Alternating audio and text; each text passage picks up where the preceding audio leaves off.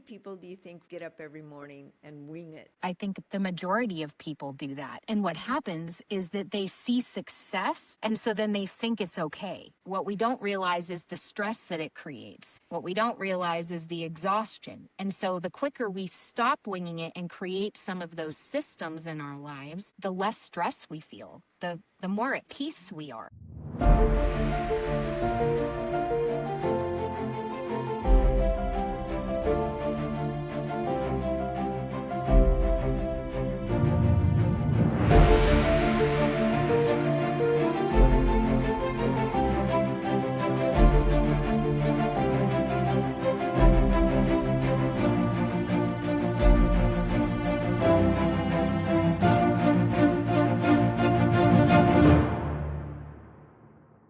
Welcome to the Becoming More podcast. It is where we learn from other people how they became more so we can do the same thing. And today I have a great friend of mine with me. Rebecca was part of our mentorship program, and I got to know her in a way that, well, you can only do that when you spend time with people, riding a bobsled that goes down a track on the Olympic track. Come on, that was pretty fun, Rebecca. Going 4 Gs, if you can imagine, going over a mile, 5.6 seconds with 15 curves. I don't know about you, Rebecca. We're going to talk a little bit about that, getting outside our comfort zone. And today we're also going to be talking about how your greatest setbacks can be your greatest setups for life. And just, you don't accept your life, you lead it. So stay tuned, because you're going to be hearing from a lady that when she's not singing, she's selling houses and traveling across the world with Keller Williams Realty. She's training because she's a master faculty trainer. She has built a thriving career in Keller Williams since 2003. And throughout these 2 decades, her journey, well, she's dedicated herself to helping clients each and every day, add value to them.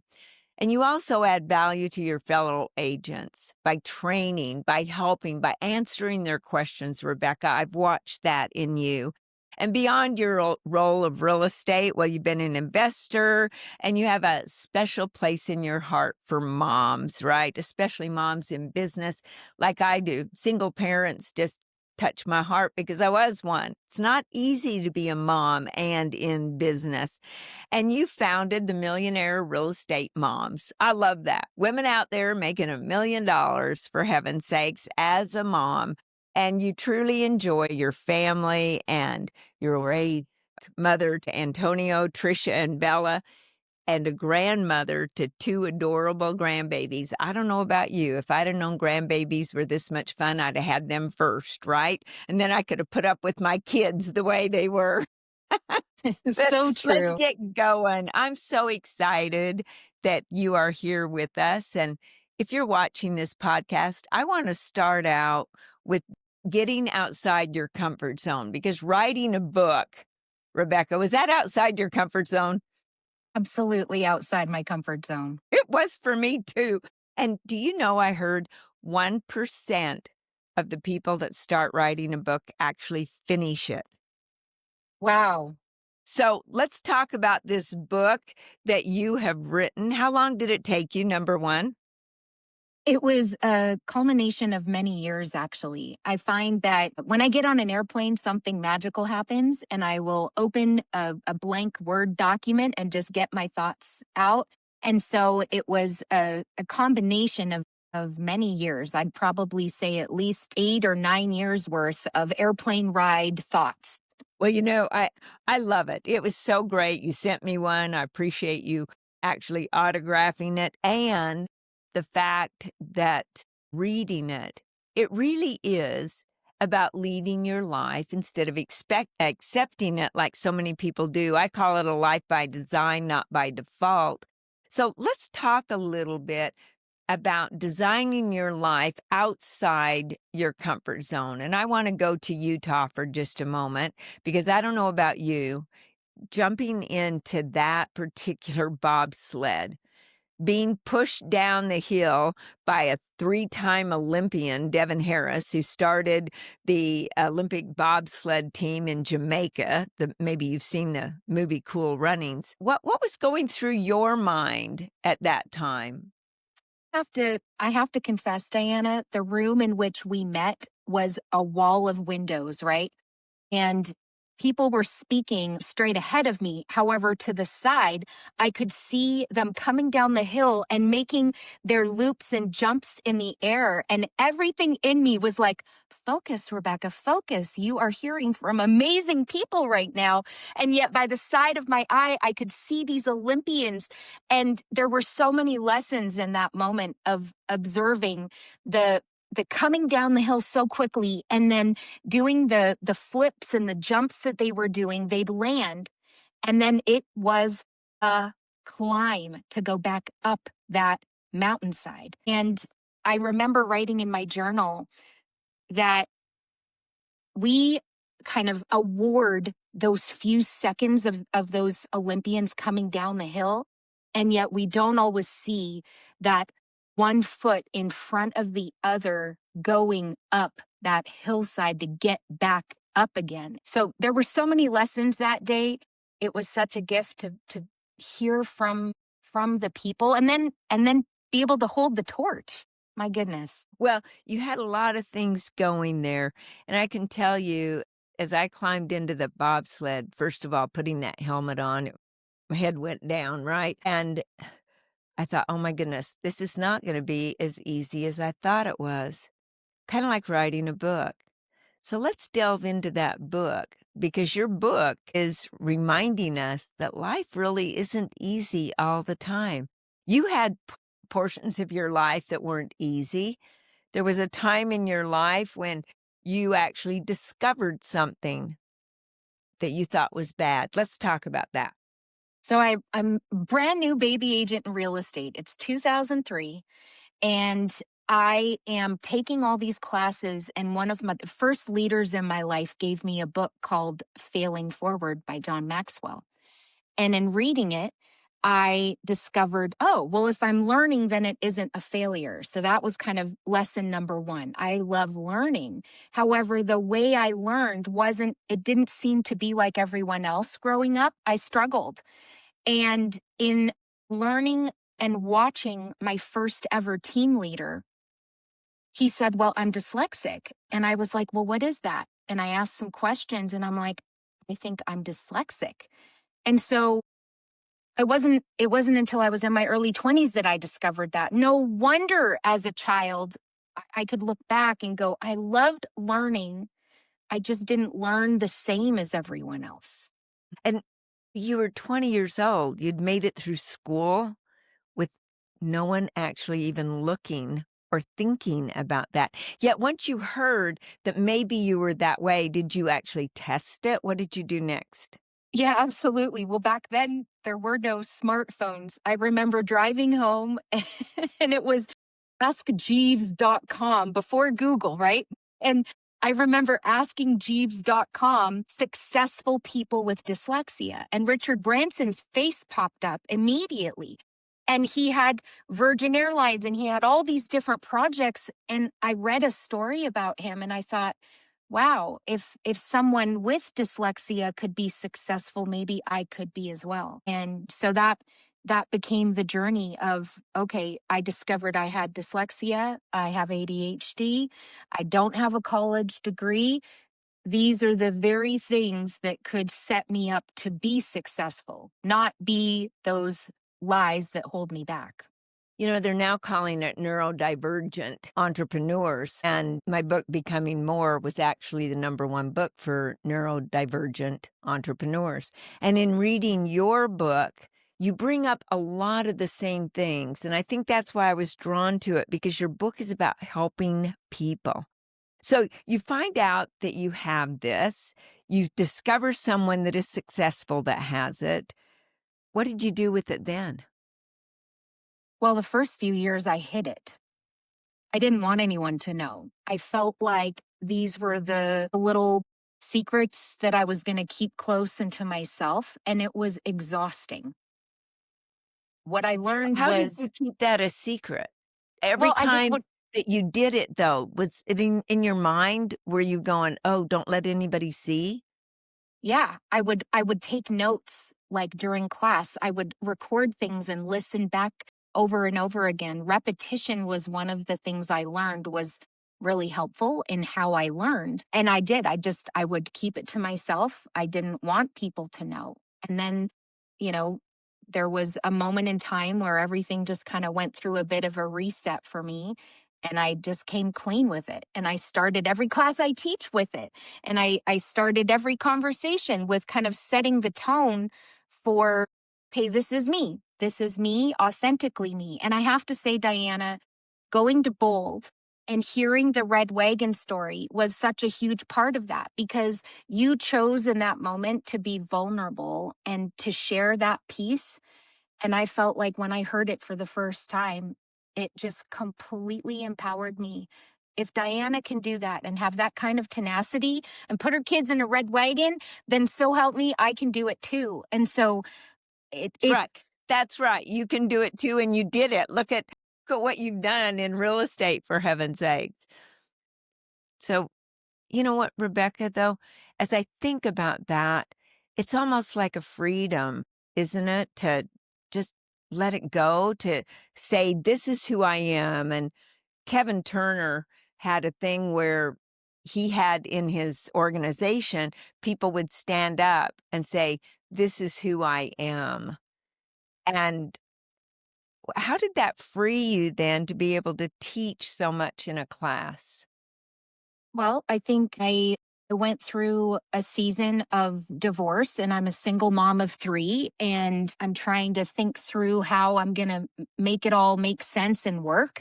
And through that, I started my mom's group, and it was, I'm a struggling single mom. Well, I can't start a group called Struggling Single Moms.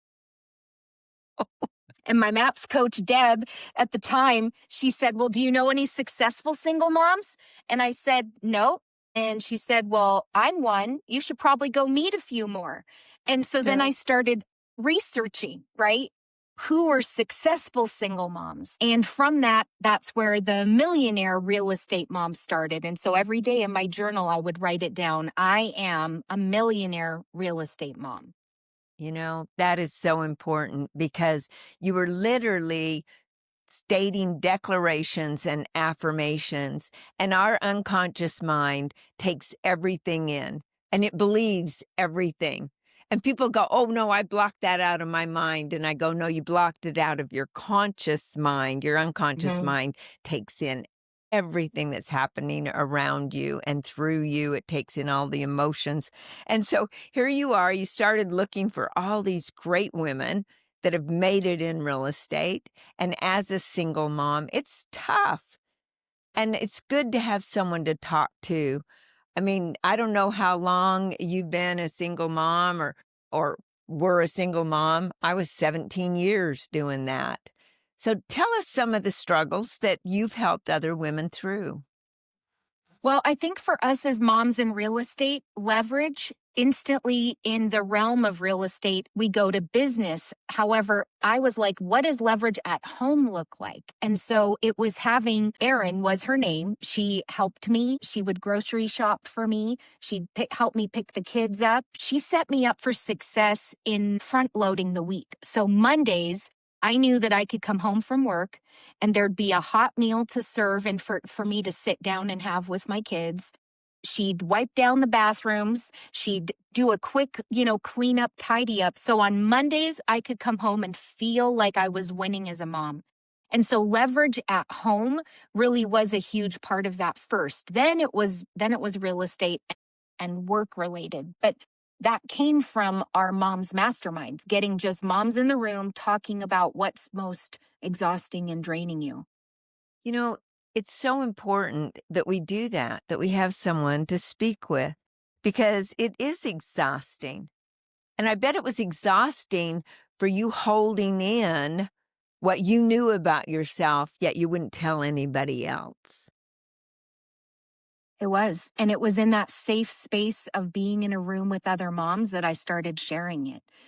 And others said, well, I have dyslexia too, or I have ADHD, or my son has ADHD. And so then I just thought, well, why have I been holding this in? I should just start every class with it. And so that's what I do. is I share my story very quickly right off the bat to create that space that's safe and where people can feel like they can be vulnerable. So it's become your superpower. Absolutely. So when It's the people go ahead. I was just going to say it is. It's the connecting piece now. It's the I've been through that as well, or I've had that experience. I've been in crazy amounts of debt. I can say I've short sailed a house. I can go through all these lessons that I've learned and encourage other agents and other business owners and entrepreneurs that that's not the end result. You can change your mind.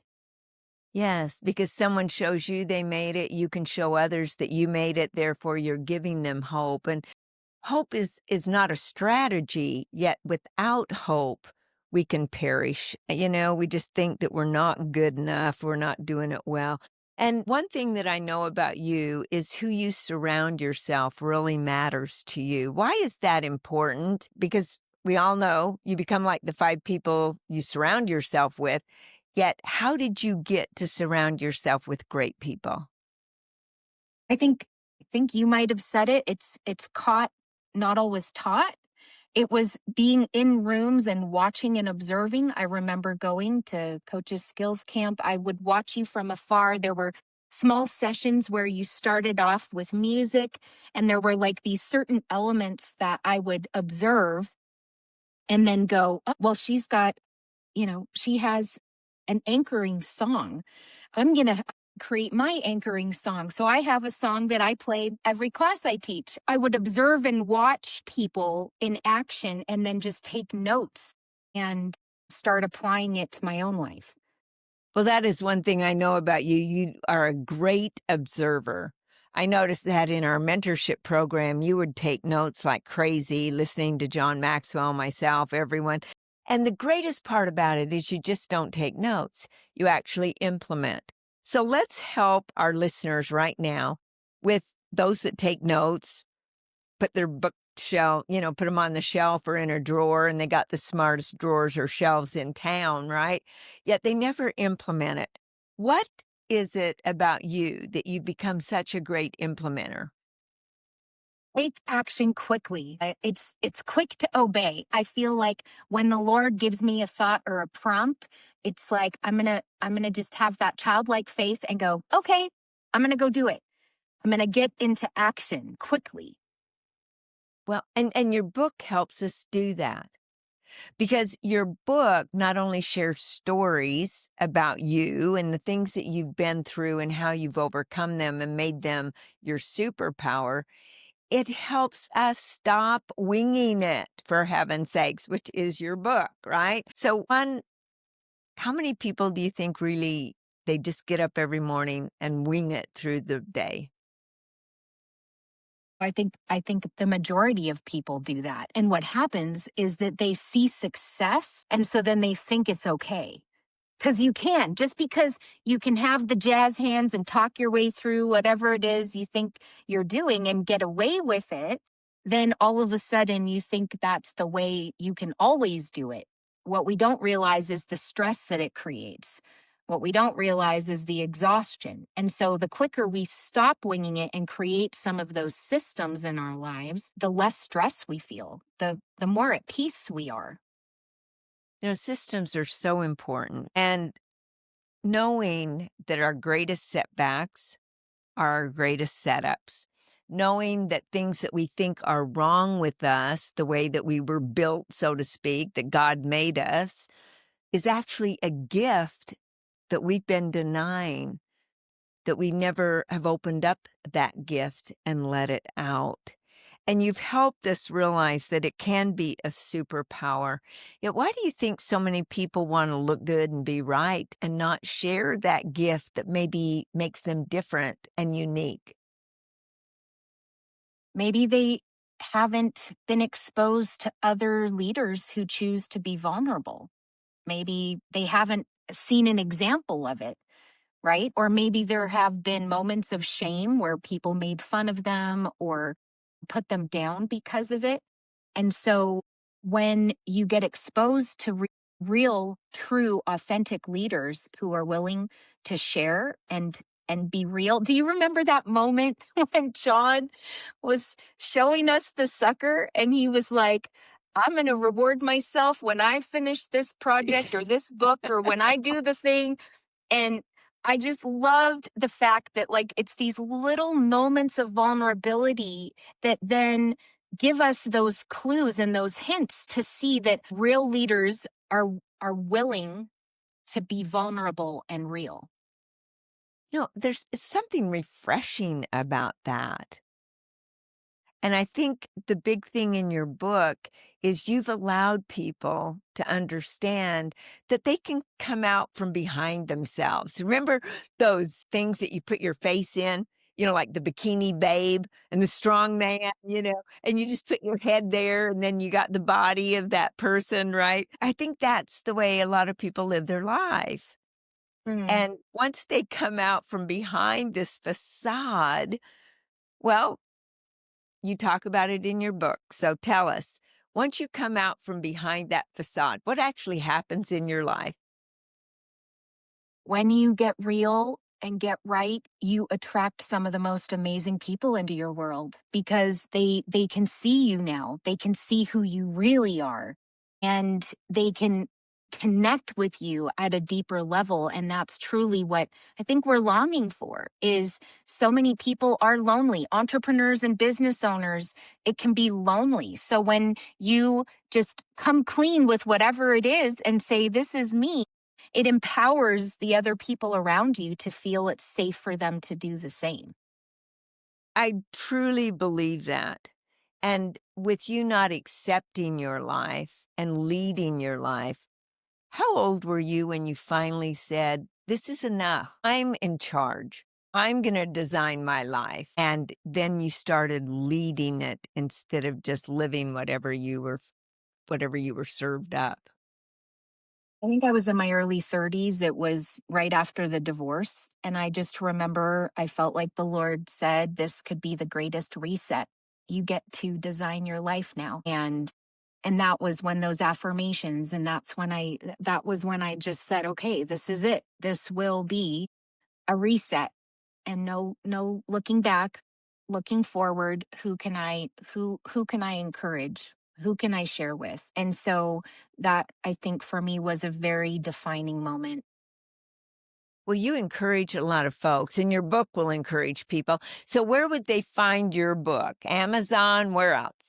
Yep. Amazon is where to find it. And truly, the passion now is teaching and encouraging and pouring into entrepreneurs and business owners and real estate agents. It's what I love to do. You can tell you love people, you love adding value to people. That's what attracted me to you. And go to Amazon, get the book. And the big thing is don't just get it, actually read it, right? That's what I Underline say. it. I say that it's not a shelf book, it's a workbook. It's designed in a way that has questions and reflective moments for the reader to get engaged. We also have a free Zoom book club that everyone's invited to. So if you're reading the book and you'd like community to talk about it, we've also got the book club option as well. Well, once again, reaching out, adding value to people. That's what you've done. That's what you've done today for us. So, what parting words? And then we're going to also ask you, how would they find you on your socials? And we'll post all of that. So, what's your final words? I just want to say thank you, Dianna, for being such an inspiration in my life and for being that role model for so many, and that, becoming more empowered so many people, me included, just to truly live life to the fullest. And so that's what I would say is the things that you think are disqualifying you are actually your superpowers. Share it with other people and you will find friends, and it will empower others to share and be vulnerable. So I can't thank you enough for this opportunity, Dianna. Thank you. Well, you have helped so many of us today. And so we want to honor and thank you as well.